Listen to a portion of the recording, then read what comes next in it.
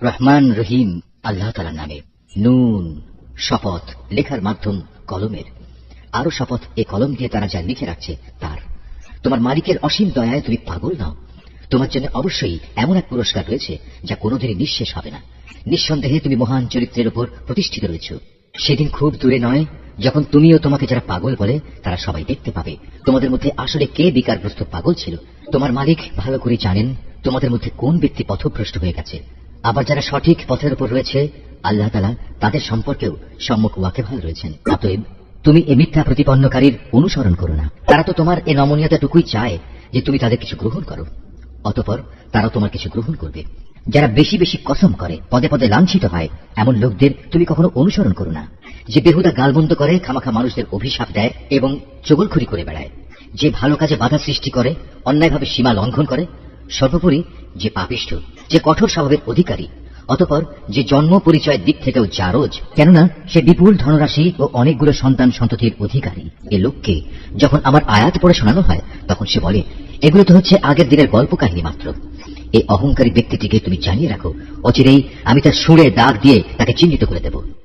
অবশ্যই আমি এই জনপদের মানুষদের পরীক্ষা করেছি, যেমনি অতীতে আমি একটি ফলের বাগানের কতিপয় মালিককে পরীক্ষা করেছিলাম। সে পরীক্ষাটা ছিল, একদিন তারা সবাই একযোগে শপথ করে বলেছিল অবশ্যই তারা সকালবেলায় গিয়ে বাগানের ফল পাড়বে।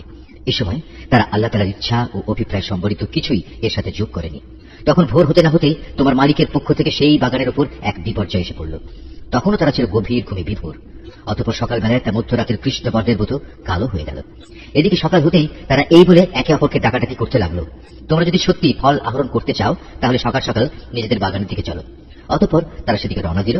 পথের মধ্যে ফিসফিস করে নিজেদের মধ্যে বলাবলি করতে লাগলো, কোনো অবস্থায় যেন আজ কোনো দুস্থ ও মিসকিন ব্যক্তি তোমাদের উপর টেক্কা দিয়ে বাগানে এসে প্রবেশ করতে না পারে।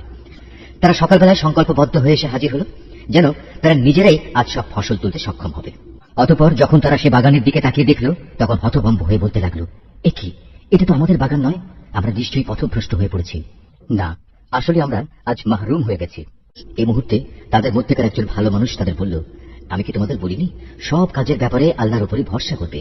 কত ভালো হতো যদি তোমরা আগেই আল্লাহ তাআলার মহান নামের তাসবিহ পড়ে দিতে। এবার নিজেদের ভুল বুঝতে পেরে তারা বলল, সত্যি আমাদের মালিক আল্লাহ তাআলা অনেক মহান, অনেক পবিত্র। তার নাম না নিয়ে আমরা আসলেই জালেম হয়ে পড়েছিলাম। এভাবে তারা পরস্পরকে তিরস্কার করে একে অপরের উপর দোষারোপ করতে লাগলো। তারা আরো বলল, দুর্ভাগ্য আমাদের, মূলত আমরা তো সীমা লঙ্ঘনকারী হয়ে পড়েছি। আশা করা যায় আমাদের মালিক পার্থিব জিনিসের বদলে আখিরাতে এর চাইতে উৎকৃষ্ট কিছু আমাদের দান করবেন। আমরা আমাদের মালিকের দিকেই ফিরে যাচ্ছি। আযাব এভাবে নাজিল হয়, আর পরকালের আযাব তা তো অনেক গুরুতর। কত ভালো হতো তারা যদি তা জানতে পেত। অপরদিকে যারা আল্লাহ তাআলাকে ভয় করে চলে তাদের জন্য অবশ্যই তাদের মালিকের কাছে অফুরন্ত নিয়ামতে ভরপুর জান্নাত রয়েছে। যারা আমার আনুগত্য করে তাদের সাথে আমি কি অপরাধীদের মতো একই ধরনের আচরণ করব? এ কি হলো তোমাদের? আমার ইনসাফ সম্পর্কে একই সিদ্ধান্ত তোমরা করেছো। তোমাদের কাছে কি এমন কোন আসমানি কিতাব আছে যাতে তোমরা এই কথাটা পড়েছ যে সেখানে তোমাদের জন্য সে ধরনের সব কিছুই সরবরাহ করা হবে যা তোমরা তোমাদের জন্য পছন্দ করবে? না আমি তোমাদের সাথে কোন চুক্তিতে স্বাক্ষর করেছি, এমন চুক্তি যা কিয়ামত পর্যন্ত মানা বাধ্যতামূলক হবে?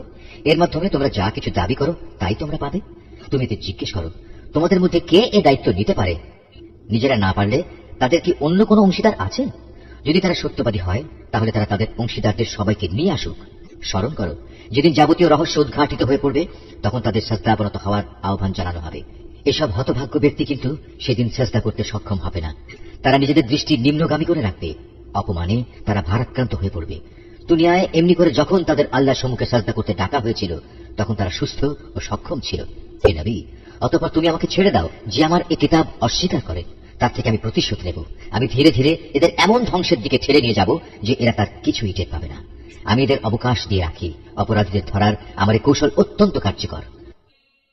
তুমি কি এদের কাছে কোনো পারিশ্রমিক দাবি করছো যে এরা তার দণ্ডভারে একেবারে অচল হয়ে পড়েছে? না তাদের কাছে অজানা জগতের কোনো খবর রয়েছে যা তারা লিখে রাখে? হে নবী, তুমি বরং তোমার মালিকের কাছ থেকে সিদ্ধান্ত আসার জন্য ধৈর্য ধারণ করো এবং এ ব্যাপারে মাছের ঘটনার সাথে নবী ইউনূসের মতো হয়েও না। যখন সে দুঃখে ভারাক্রান্ত হয়ে আল্লাহ তাআলাকে ডেকেছিল তখন যদি তার মালিকের অনুগ্রহ তার উপর না থাকতো তাহলে সে উন্মুক্ত সাগরের তীরে পড়ে থাকত এবং এজন্য সে নিজেই দায়ী হতো। অতঃপর তার মালিক তাকে বাছাই করলেন এবং তিনি তাকে তার নেক বান্দাদের কাতারে শামিল করে নিলেন। কাফেররা যখন আল্লাহর কিতাব শোনে তখন এমন ভাবে তাকায় যে এক্ষুনি বুঝে এরা নিজেদের দৃষ্টি দিয়ে তোমাকে আছড়ে ঘায়েল করে দেবে। তারা একথাও বলে সে কিতাবের বাহক একজন পাগল, অথচ এরা জানে না এ কিতাব তো মানব মণ্ডলীর জন্য একটি উপদেশ বই কিছুই নয়।